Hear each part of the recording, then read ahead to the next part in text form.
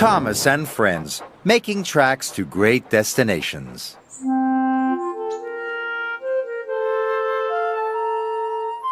Dear Christopher, here is your friend Thomas the Tank Engine.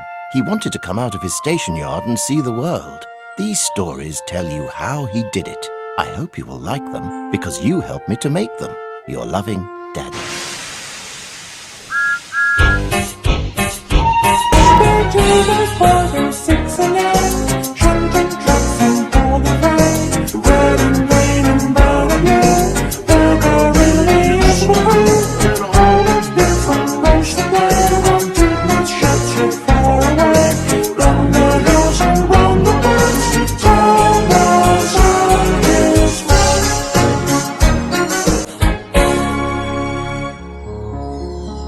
The island of Sodor is surrounded by beautiful blue sea. It has fields of green and sandy yellow beaches. There are rivers, streams, and lots of trees where the birds sing. There are windmills and a coal mine and docks where visitors to the island arrive. The island also has lots and lots of railway lines. Who's that puffing down the track? It's Thomas. Hello, Thomas. Hello, everybody. Welcome to the island of Sodor.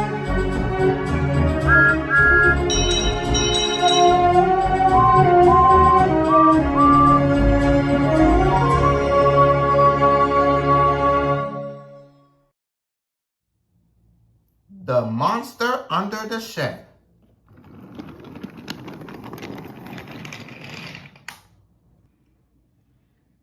It was a dark, blustery evening at Napa Station, so Tom had closed the railway early on account of the weather. The engines were waiting for a signal to return to Timothy's sheds.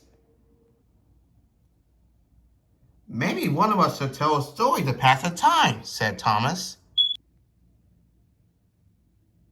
The other engines looked pleased with Thomas's idea.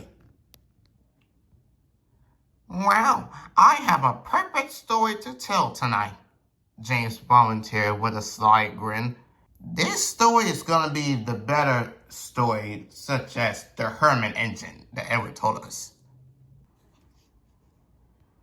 A long time ago, James began,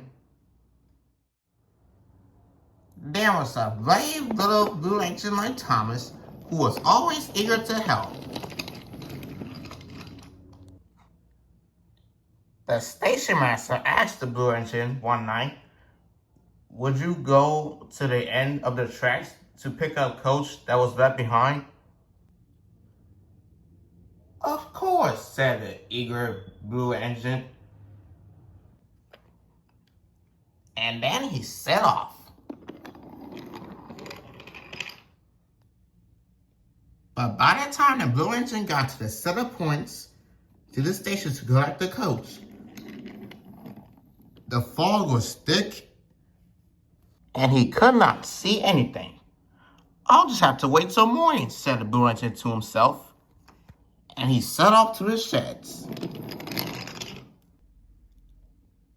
Now, the sheds are kind of like Timothy's sheds. But this shed is old.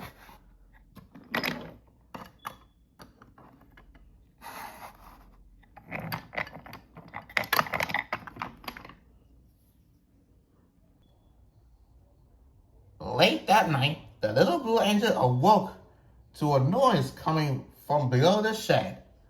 There was a creak and a crack. He opened his eyes and saw long fingers reaching from him through the floorboards. There was a monster under the shed. The blue engine was terrified and raced out of the shed with the horrible engine-eating monster chasing through the fog.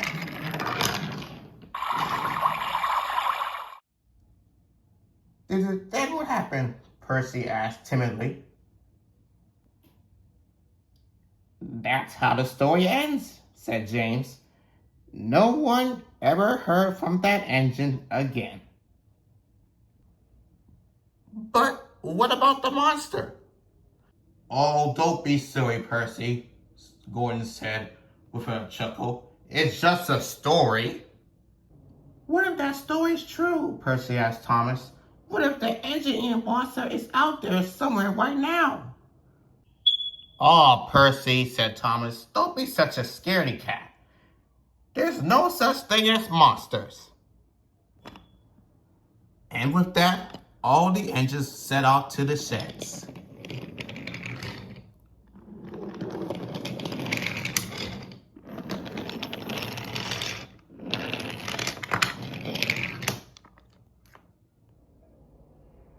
Later that night, after they set off for bed, the engines startled by terrible racket coming from Percy's shed. Gordon and Thomas helped Percy to calm down, but Percy was too scared. There's a monster under my shed, Percy wailed. Suddenly, James appeared, roaring with laughter. He was puffing past with the scrap car to take to the scrapyard.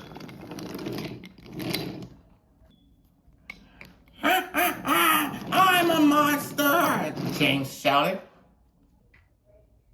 Percy was embarrassed for making such a fuss. It's okay, Percy, said Henry. Sometimes scary things happen with thoughts. Then at 3 a.m, Thomas woke with a fright. He heard a scratch. James, could you stop scratching me? Yelled Thomas. But James was sound asleep. If it's not James, then maybe I do have a monster under my shed. Thomas stayed awake until morning came. Thomas was awfully tired when he met Percy at the station. Did you hear anything about a strange noise in the shed last night? Thomas asked. Not after James' silly prank, Percy replied. Now Thomas felt silly for himself for staying awake all night. Later on, Thomas was very sleepy and running far behind schedule.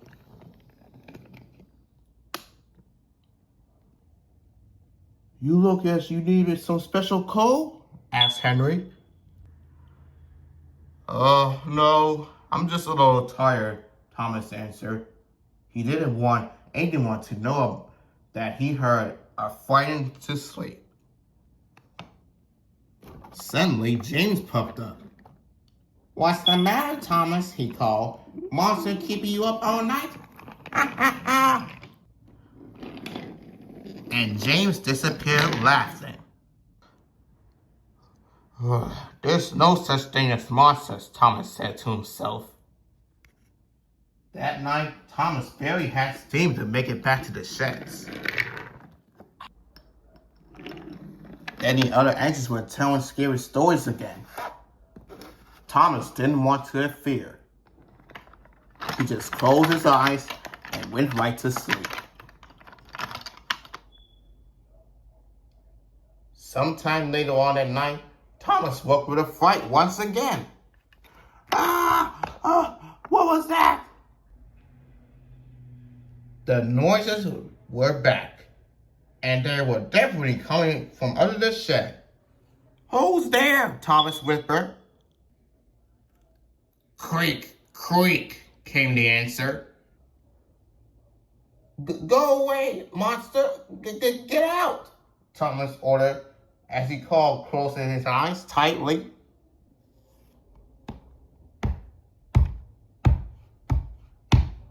The noise were getting louder and closer.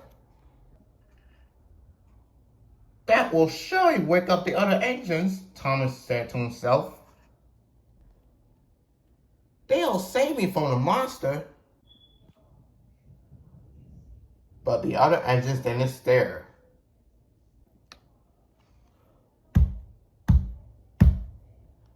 It's just outside the door, Thomas yelled.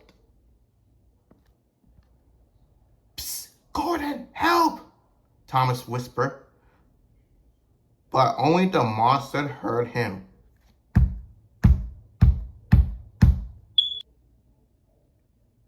Then the doors of Thomas' shed and the rest of them began to rattle and shake. Bang, bang. It's just trying to get in, thought Thomas. Then suddenly, the banging stopped. Oh, wait. Thomas was too frightened to move. He peered outside into the dark, and there it was, the horrible engine-eating monster. Thomas couldn't see its eyes glowing in the night.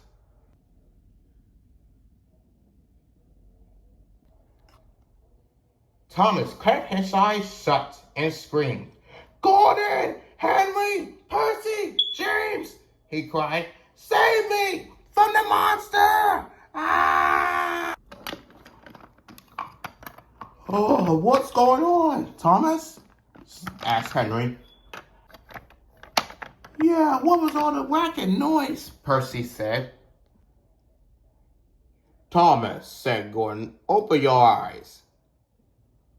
What are you laughing at, Gordon? Snapped Thomas. There's no monster under your shed, Thomas. Open your eyes and you'll see what I'm talking about. Thomas opened his eyes slowly. A hedgehog? Thomas yelled in surprise. So I was afraid of a tiny little hedgehog? Now the engines all laughed at Thomas. Thomas also laughed with them. Oh, silly me. Percy had a good imagination, Thomas, but I think yours is even better, said Gordon with a chuckle. I think you're right, Gordon, Thomas agreed.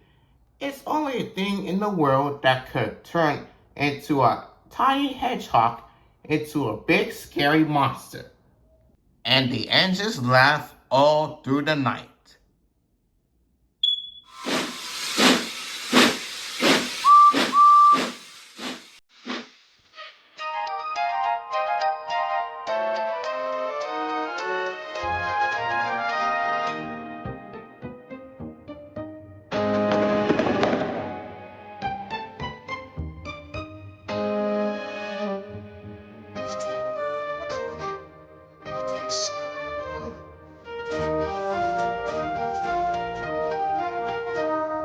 But I saw something in the corner. I saw that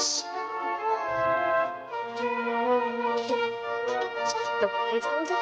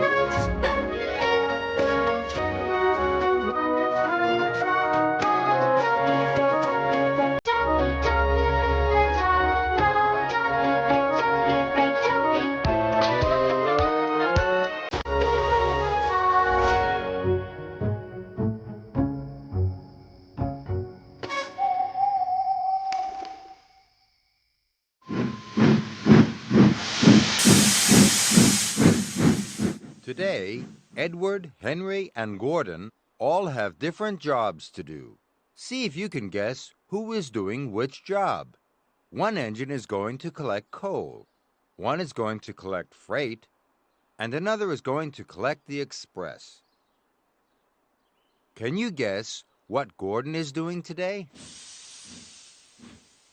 Off he goes, around the bends, he's on his way. But what is he going to do? Almost there. Gordon is collecting the express at Knapford Station. Who's next?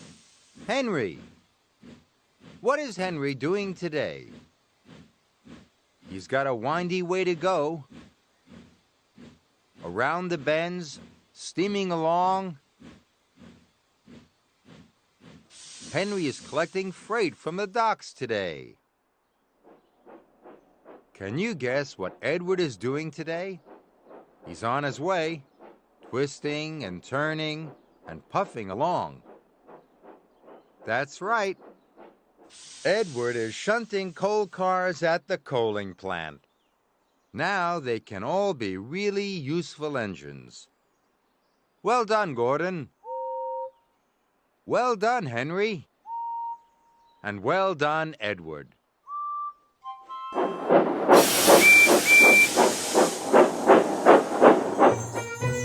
Today, Thomas has to collect some timber from the new timber yard. It's the first time Thomas has been there. Toby is telling him the way. See if you can remember the way too. First, Toby tells Thomas, go along the seaside. Next, collect some water at the water tower. Then puff through Wellsworth Station. Thomas is trying to remember all those places. Can you remember them? Along the seaside, collect some water at the water tower, and through Wellsworth Station. Then, Toby tells Thomas, go under the stone bridge. Then follow the canal until you arrive at the timber yard. Thomas is ready to leave. I hope you were listening. Thomas might need your help. Can you remember where he goes first? First, Thomas goes along the seaside. Can you remember what Thomas needs to do next? He needs to fill up with water. Now where does he go? Through Wellsworth Station. Now, was it under or over the stone bridge? Can you remember? Under the stone bridge. Then follow the canal. And at last, Thomas arrives at the new timber yard. Did you remember all those places? Thomas did. Well done, Thomas.